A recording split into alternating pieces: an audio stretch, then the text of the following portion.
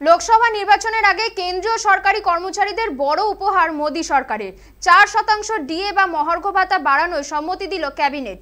এতদিন পর্যন্ত 46% ডিএ পেতেন কেন্দ্রীয় সরকারি কর্মীরা। 4% বাড়ার ফলে তা পৌঁছাবে 50%। বৃহস্পতিবার জানা গেল 2024 সালের জানুয়ারি থেকে বর্ধিত হারে ডিএ পাবেন কর্মীরা। নতুন সিদ্ধান্তে সুবিধা পাবেন পেনশনভোগীরাও। এদিনই কেন্দ্রীয় মন্ত্রী পীযূষ গোয়েল এই সংক্রান্ত ঘোষণা করেন। তিনি জানিয়েছেন, ক্যাবিনেটের সম্মতি মেলার পর এবার এই মাসের মাঝামাঝি এ ব্যাপারে সরকারিভাবে ঘোষণা করা হতে পারে। এদিন সংবাদ মাধ্যমের সঙ্গে এই বিষয়ে কথা বলার সময় কেন্দ্রীয় মন্ত্রী বলেন, এই নয়া সিদ্ধান্তের সুফল ভোগ করবেন 49,18,000 কেন্দ্রীয় সরকারি কর্মী। পাশাপাশি 67,95,000 পেনশনভোগীরাও এর সুবিধা পাবেন। এদিন মন্ত্রিসভার বৈঠকের নেতৃত্ব দিয়েছেন প্রধানমন্ত্রী নরেন্দ্র মোদী। কেন্দ্রীয় সরকারি কর্মীদের মহার্ঘ ভাতা বৃদ্ধি মোটামুটিভাবে হয় বাজার দরের উপর নির্ভর করে।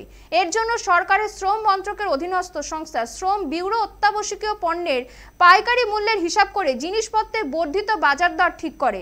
এদিকে কেন্দ্রের এই নয়া সিদ্ধান্ত কার্যকর হলে রাজ্য সরকারি কর্মীদের সঙ্গে কেন্দ্রীয় সরকারি কর্মীদের ডিএ ফারাক ফের বাড়বে।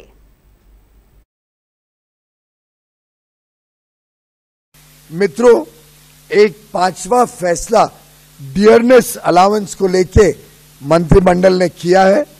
इसके तहत मंत्रिमंडल ने केंद्र सरकार के कर्मचारियों को जो डियरनेस अलाउंस मिलता है और जो पेंशनर्स हैं जिनको डियरनेस रिलीफ मिलता है, इन दोनों में 1 जनवरी 2024 से 4% की वृद्धि करने का निर्णय लिया है।